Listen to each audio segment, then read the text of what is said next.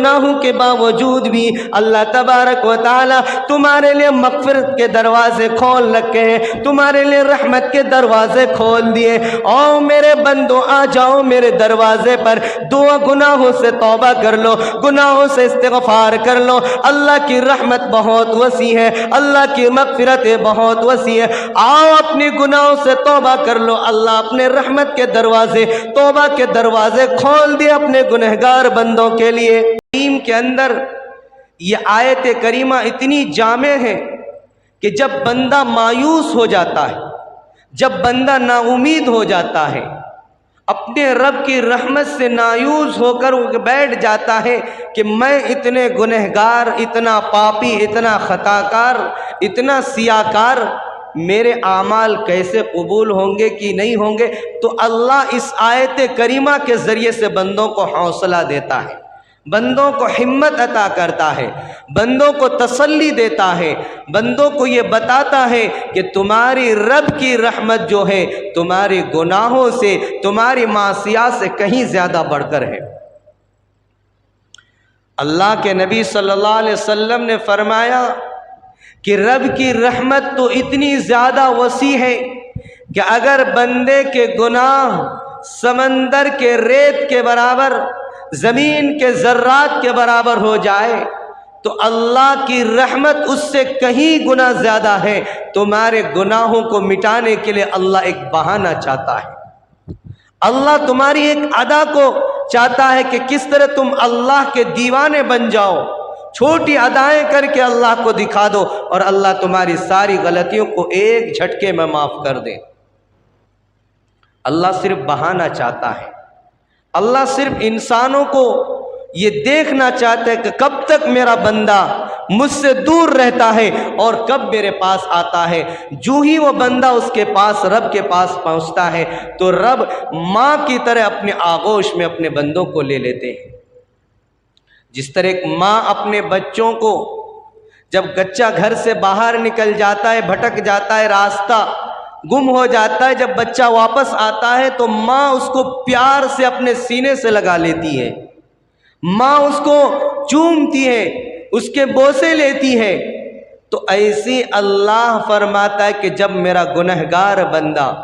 گناہوں سے توبہ کر کے، اپنی معصیات سے توبہ کر کے میرے دروازے پر آتا ہے تو جس طرح ایک ماں کو خوشی ہوتی ہے اس سے کہیں زیادہ مجھے رب کو خوشی ہوتی ہے کہ میرا بندہ میرے دربار میں آ گیا، میرا بندہ دن کا بھٹکا ہوا شام کو واپس آ گیا، دن کا گنہگار رات کو توبہ کر لیا، اللہ معاف فرما دیتے ہیں۔ اس لیے قرآن کریم کے اندر اللہ نے فرما دیا، قُلْ يَا عِبَادِيَ الَّذِينَ أَسْرَفُوا عَلَىٰ أَنفُسِهِمْ لَا تَقْنَطُوا مِن رَحْمَةِ اللَّهِ کہ اے میرے بندوں، اے میرے بندیوں، اے میرے بزرگوں، اے میرے نوجوانوں، تمہیں میری رحمت سے نا امید نہیں ہونا چاہیے، تمہیں میری رحمت کی امید تمہارے دلوں کے اندر ہونا چاہیے۔ اور اللہ بندے کے ساتھ ویسا ہی معاملہ کرتا ہے جیسا اس کے دل کے اندر اللہ کے بارے میں یقین ہوتا ہے، جیسا دل ان کا مضبوط ہوتا ہے اللہ پر، ایسی اللہ ان کے ساتھ معاملہ فرماتا ہے۔ اگر اللہ کے بارے میں کہ اللہ مجھے معاف کرے گا کہ نہیں، اللہ مجھے بخشے گا کہ نہیں، اللہ مجھے روزی دے گا، شک میں پڑتا ہے تو اللہ اس کو شک کی حالت میں چھوڑ دیتا ہے۔ اور جب بندہ یقین کے ساتھ کہتا ہے کہ نہیں اللہ مجھے معاف ہی کر دے گا، اللہ ہی مجھے روزی دے گا، اللہ ہی مجھے کھلائے گا، تو اللہ ایسے طریقے پر ان کو روزی عطا کرتے ہیں، ایسے ان کو گناہوں سے بچا سکتے ہیں، بچاتے بھی ہیں تو وہ سوچ بھی نہیں سکتا، تصور بھی نہیں کر سکتا ہے۔ اللہ کے نبی نے فرمایا کہ جب تمہارا دل اللہ کے ساتھ، تمہاری نیت اللہ کے ساتھ مضبوط ہو جائے، اس دن تم کامیابی کی سیڑھی پر چڑھنے لگو گے۔ اپنے دلوں کے اندر سے شک و شبہات کو نکال دو، اپنے دل کے اندر اللہ کا یقین بٹھاؤ، اپنے دل کے اندر اللہ کا توکل اور کامل اللہ کا ایمان اپنے دلوں کے اندر پیدا کرو، تب جا کر تمہیں کامیابی ملے گی، ورنہ تمہیں کامیابی نہیں مل سکتی ہے۔ حضرات مفسرین نے فرمایا کہ یہ آیت کریمہ اللہ تبارک و تعالی نے اس وقت نازل فرمائی گنہگار لوگ، خطا کار لوگ، قاتل لوگ، زناکار لوگ، شراب کے عادی لوگ اللہ کے نبی صلی اللہ علیہ وسلم کے دربار میں آئے۔ کہا کہ اللہ کے نبی، آپ جس دین کی طرف ہمیں دعوت دیتے ہیں،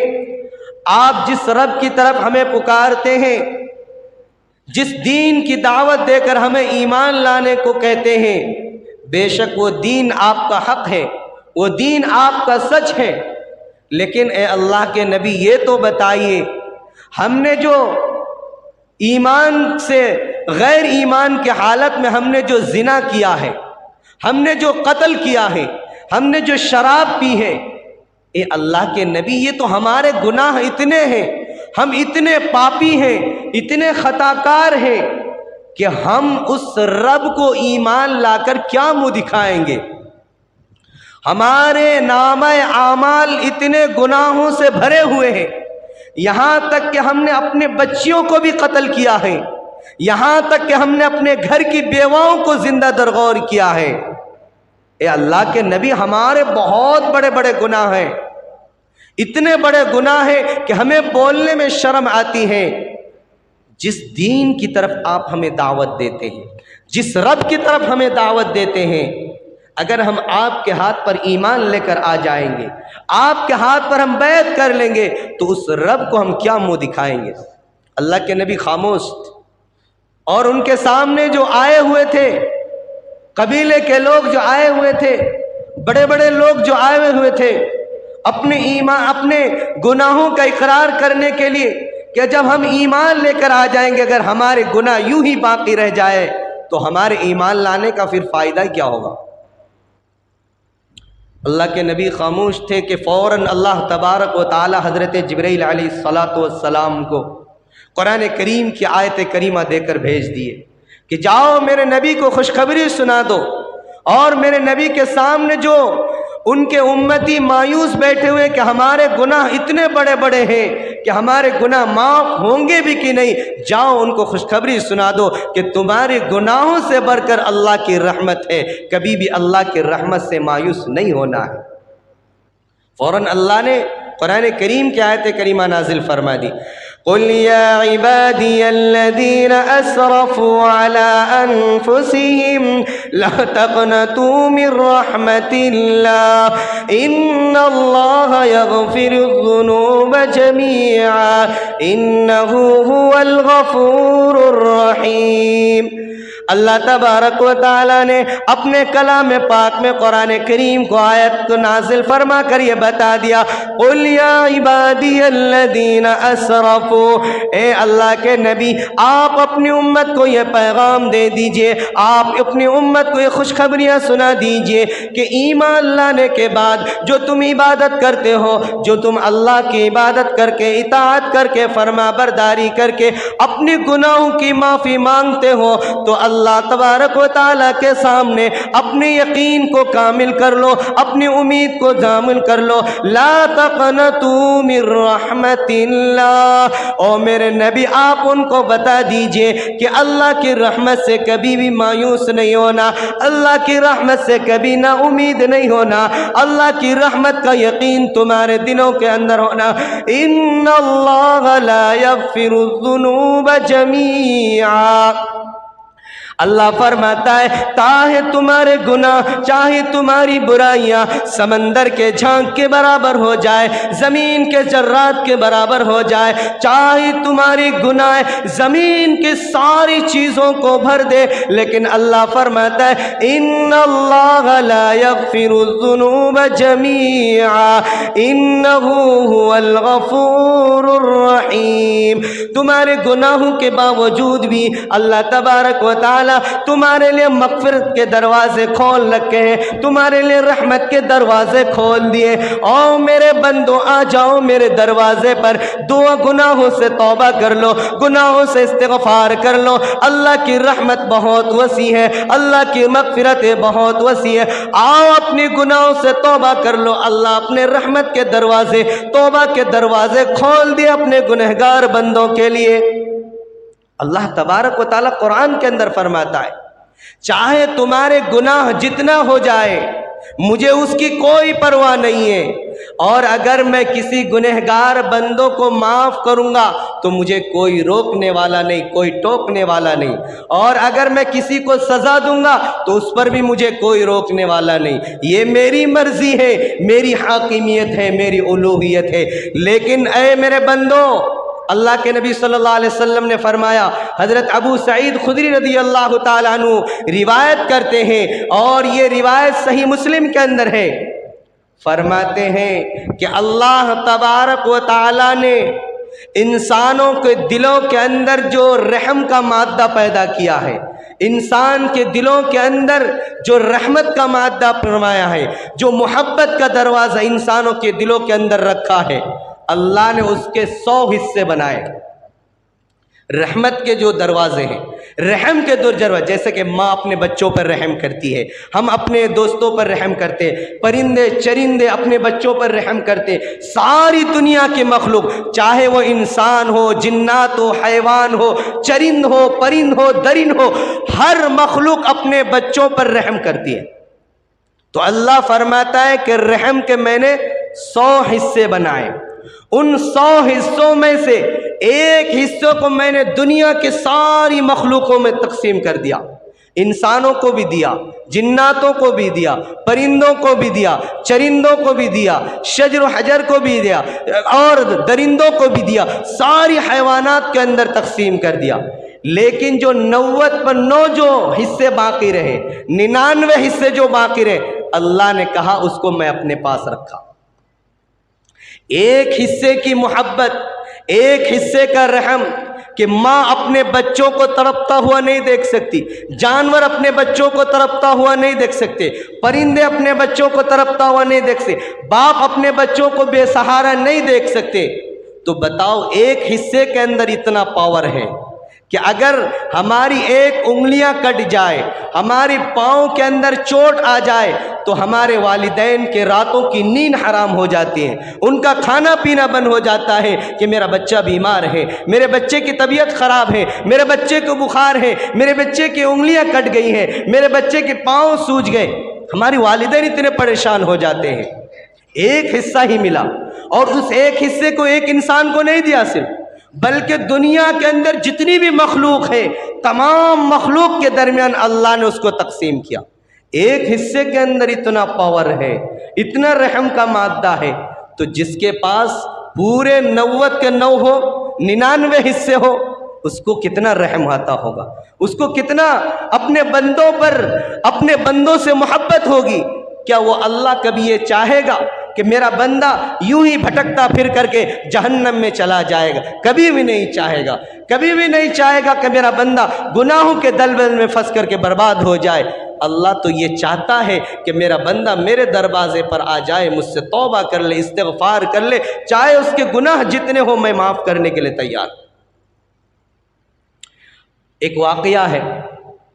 حضرت یحییٰ ابن اقسم رضی رحمت اللہ علیہ، یہ شیخ بخاری رحمت اللہ علیہ کے شیخ ہیں، ان کے استاد ہیں، جنہوں نے بخاری شریف لکھی ہیں، ان کے استاد، ان کے شیخ حضرت یحییٰ ابن اقسم رحمت اللہ علیہ۔ اب بتاؤ بخاری شریف لکھنے والے اتنے بڑے بزرگ، ان کے استاد کتنے بڑے ہوں گے؟ ان کا انتقال ہو گیا، پوائنٹ کی بات ہے، ان کا انتقال ہوا۔ خواب میں کسی بزرگ نے دیکھا ان کو کہ حضرت یحییٰ ابن اقسم رحمت اللہ علیہ بڑے خوش نظر آ رہے۔ پوچھا کہ اے یحییٰ ابن اقسم، آپ کے شاگرد اتنے بڑے ہیں کہ دنیا ان کے ناموں سے، ان کے عزت و احترام سے ان کا نام لیتی ہے، آپ کا شاگرد کا اتنا مقام ہے، آپ بڑے خوش نظر آ رہے ہیں اپنے قبر کے اندر، بتائیے اللہ نے آپ کے ساتھ کیا معاملہ کیا؟ اللہ نے آپ کے ساتھ کیا رویہ اختیار کیا؟ اللہ نے آپ کے ساتھ جو سوال و جواب کیے وہ کس طرح کا سوال و جواب تھے؟ بزرگ نے ان سے پوچھا تو حضرت یحییٰ ابن اقسم رحمت اللہ علیہ نے فرمایا کہ اللہ تبارک و تعالی کے فرشتے اور اللہ نے مجھ سے قبر کے اندر سوال و جواب شروع کیے، تو میں خاموش ہو گیا۔ سوال کر رہے ہیں میں سوال کا جواب نہیں دے رہا۔ اللہ فرماتا ہے کہ اے یحییٰ، تم میرے سوال کا جواب کیوں نہیں دے رہے ہو؟ تمہیں کیا ہو گیا؟ تم خاموش کیوں بیٹھے ہو؟ تو حضرت یحییٰ ابن اقسم رحمۃ اللہ علیہ کہتے ہیں کہ میں نے اللہ کو جواب دیا کہ یا اللہ، میں تو یہ سوچ رہا ہوں کہ جو میں نے پوری زندگی حدیث پڑھائی، پوری زندگی میں نے حدیث کا درس دیا، اور اس کے اندر میرے نبی صلی اللہ علیہ وسلم کی ایک حدیث میں نے سنی اور پڑھا بھی، اس کے اندر ایک حدیث تھا جس کے اندر میرے نبی نے فرمایا کہ جب آدمی کے داڑھی کے بال سفید ہو جائے، جب آدمی بوڑھا ہو جائے، میرے نبی نے فرمایا کہ اس سے اللہ کو حیا اور شرم آتی ہے۔ تو میں یہ سوچ رہا ہوں کہ میرے نبی کی حدیث صحیح ہے یا نہیں کہ جو آپ ایک بوڑھے آدمی کو قبر میں پریشان کر رہے ہیں۔ کیا فرمایا کہ میں نے اپنے نبی کی ایک حدیث پڑھی ہے کہ بوڑھے آدمی کو کوئی پریشان نہیں کرتا، بوڑھے آدمی کو آرام کرنے کے لیے چھوڑ دیتا ہے۔ میرے نبی نے فرمایا کہ بوڑھے جس کی بال داڑھی کے سفید ہو جائے، سر کے بال سفید ہو جائے، اس سے اللہ کو بھی حیا اور شرم آتی ہے۔ میں سوچ رہا ہوں، اس لیے میں جواب تو فوراً اللہ تبارک و تعالیٰ نے فرمایا کہ اے یحییٰ ابن اقسم، میرے نبی کی حدیث بھی سچ ہے اور تو بھی صحیح سوچ رہا ہے، جاؤ اسی ادا پر، اسی طرز پر میں نے تیری مغفرت فرما دی۔ تو نے جو 60 سال 70 سال حدیث کا درس دیا، جو تو نے اعمال کیے، ان تمام اعمال کو قطع نظر رکھ کر میں ان اعمال کو دیکھتا نہیں، تیری اس ایک ادا پر میں نے تیری مغفرت فرما دی۔ تو اللہ تبارک و تعالیٰ ایک بہانہ چاہتا ہے، اللہ تبارک و تعالیٰ اپنے بندوں کو معاف کرنے کے لیے ایک بہانہ ڈھونڈتا ہے کہ کس طرح میرا بندہ میرے دروازے پر آ جائے اور میں اس کو معاف فرما دوں۔ اس لیے میرے دوستو، چھوٹی چھوٹی غلطیوں پر بھی اللہ پکڑ کر لیتا ہے اور چھوٹی چھوٹی نیکیوں پر بھی اللہ مغفرت کر دیتا ہے۔ چھوٹی عبادت کو بھی چھوٹا نہیں سمجھنا چاہیے اور بڑی عبادت پر بھی ہمیں فخر نہیں کرنا چاہیے۔ ہماری عبادت ہو تو صرف رب کے لیے ہو، دنیا کے دکھلاوے کے لیے ہماری کوئی عبادت نہ ہو، کیونکہ جب ہم انسانوں کو دکھانے کے لیے عبادت کرتے ہیں، انسانوں کے سامنے ہم دکھانے کے لیے کرتے ہیں کہ لوگ ہمیں عبادت گزار کہیں گے، تہجد گزار کہیں گے، لوگ ہمارے نمازی کہیں گے، اگر ہمارے دل کے اندر یہ چیز پیدا ہو گئی تو سمجھ لو ہماری عبادت کو کالے کپڑے پر لپیٹ کر کے ہمارے منہ پر مار دیتے ہیں فرشتے، وہ عبادت آسمان تک نہیں جاتی۔ اس لیے اللہ کے نبی صلی اللہ علیہ وسلم نے ارشاد فرمایا، حضرت ابو ایوب انصاری رضی اللہ تعالیٰ عنہ روایت فرماتے ہیں، صحیح مسلم کی روایت ہے، اللہ کے نبی صلی اللہ علیہ وسلم نے فرمایا کہ بنی اسرائیل کے اندر ایک شخص تھا، بڑے ظالم اور جابر شخص تھا، جنہوں نے 99 آدمیوں کا قتل کیا تھا، 100 میں ایک کم باقی تھا، آدمیوں کو قتل کرنے والا، آدمیوں کا قاتل، بنی اسرائیل کا واقعہ۔ اور صحیح حضرت ابو ایوب انصاری رضی اللہ تعالیٰ عنہ اس کو بیان کرتے ہیں،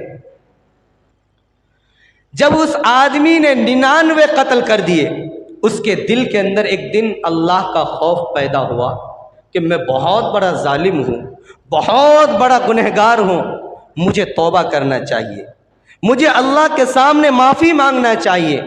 کیا پتہ اللہ میری اس غلطیوں کو معاف فرما دے۔ چنانچہ وہ ایک درویش کے پاس پہنچے، ایک عابد عبادت گزار کے پاس پہنچے، کہا کہ دیکھیے میں نے 99 آدمیوں کو قتل کیا ہے، اب میں چاہتا ہوں کہ میں تمہارے ہاتھ پر توبہ کروں، استغفار کروں، اپنے گناہوں سے معافی مانگوں۔ یہ کہنا تھا کہ جو عابد عبادت گزار آدمی تھا، انہوں نے کہا نعوذ باللہ من ذالک، تو اتنے بڑا گنہگار، اللہ تجھے معاف نہیں کر سکتا، اللہ تو تجھے جہنم میں ہی ڈالے گا۔ تو اس آدمی کو بڑا غصہ آیا کہ جب اللہ مجھے جہنم میں ڈال ہی دے گا، مجھے معاف نہیں کرے گا، تو میں ہیٹرک کے 100 کیوں نہ پورے کروں، چلو تیرا بھی کام نمٹا دیتا ہوں، تاکہ میں تو یہ سوچ لوں کہ میں نے 100 آدمی کا قتل۔ چنانچہ اس آدمی کا بھی کام تمام کر دیا، اپنے 100 کے 100 پورے کر دیے، لیکن کچھ دنوں کے بعد پھر اس کے دل کے اندر ایک بے چینی آئی کہ یار نہیں، اللہ کی رحمت ہو سکتی ہے، مجھے معاف کر دے، مجھے اللہ کی رحمت کو تلاش کے لیے نکلنا چاہیے، کوئی تو اللہ کا بندہ ہوگا دنیا کے اندر جو میری توبہ کرائے گا، جو میری مغفرت کرائے گا، کوئی تو ضرور ہوگا۔ تو لوگوں سے وہ پوچھتا رہا کیا کوئی بھی آدمی اس دنیا کے اندر نہیں ہے جو میرے 100 قاتلوں کا، جو میں 100 قتل کیا ہے، اگر توبہ کرا دے، میرا استغفار کرا دے تو میں اللہ کے سامنے اپنے گناہوں کا توبہ کر لوں گا۔ لوگوں نے بتایا کہ فنا گاؤں کے اندر ایک بہت بڑے عالم ہیں، ایک بہت بڑے محدث ہیں، ان کے پاس چلے جاؤ، وہی تمہارے گناہوں کی توبہ کرانے کے لیے بے شک اچھا آدمی ہے، اس لیے تم ان کے گاؤں کی طرف ہجرت کر لو۔ چنانچہ وہ آدمی اپنے گھروں سے نکلا اپنے سامان لے کر، چلتے گئے، راستے میں ان کی طبیعت بگڑ گئی، اتنی بگڑ گئی کہ راستے ہی میں ان کا انتقال ہو گیا۔ لیکن انتقال کے وقت جب ان کا پاؤں کام کرنا چھوڑ دیا، پاؤں سے چلنا بند ہو گیا، تو گھسیٹتے ہوئے اس گاؤں کی طرف جا رہے تھے، آدمی جیسے لیٹ کر کے گھسیٹتے ہوئے جا رہے تھے۔ تو جب ان کا انتقال ہو گیا تو اللہ تبارک و تعالیٰ نے زمین کو مخاطب کیا کہ اے زمین، جس گاؤں کی طرف یہ توبہ کرنے کے لیے جا رہا تھا، جس بزرگ کے پاس، جس عالم کے پاس یہ اپنے گناہوں کی معافی مانگنے کے لیے جا رہا تھا، اس طرف کی زمین کو کہا کہ تو سکڑ جا، اور جس طرف ان کا گھر تھا اس طرف کی زمین کو کہا کہ تو پھیل جا۔ چنانچہ 2 فرشتے آئے آسمان سے، جہنم کے بھی فرشتے آئے اور جنت کے بھی فرشتے آئے۔ جہنم والے فرشتے نے کہا کہ میں اس کو لے جاؤں گا کیونکہ انہوں نے 100 آدمی کو قتل کیا ہے، یہ بہت بڑے گنہگار ہیں، اس لیے ہمارا فرض بنتا ہے کہ اس کو گھسیٹتا ہوا لے جاؤں اور جہنم کے اندر ڈال دو۔ اور جنت والے فرشتے کہتے ہیں کہ ہم اس کو لے جائیں گے کیونکہ انہوں نے توبہ کی نیت سے اس اپنے گاؤں کو چھوڑ دیا، اپنے بیوی بچوں کو چھوڑ کر کے دوسرے گاؤں کی طرف ہجرت کر رہے تھے۔ اب دونوں فرشتے آپس میں لڑنے لگے، ایک کہہ رہا میں لے جاؤں گا، ایک کہہ رہا میں، جنت والا کہہ رہا میں جنت میں لے جاؤں گا، جہنم والا کہہ رہا میں جہنم میں لے جاؤں گا۔ اب دونوں کے درمیان لڑائی شروع ہوئی۔ فوراً اللہ تبارک و تعالیٰ نے فرشتوں کے سردار حضرت جبرائیل علیہ السلام کو بھیجا اور کہا کہ جاؤ ان کے درمیان یہ فیصلہ کرو کہ دونوں فرشتے زمین کو ناپے، جس طرف کی زمین زیادہ ہوگی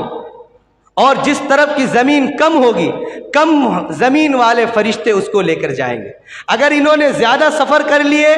اور اگر اس گاؤں سے بالکل قریب ہے تو یہ جنت والے فرشتے لے جائیں گے، اور یہ جو جس گاؤں میں رہتے تھے اگر اس گاؤں میں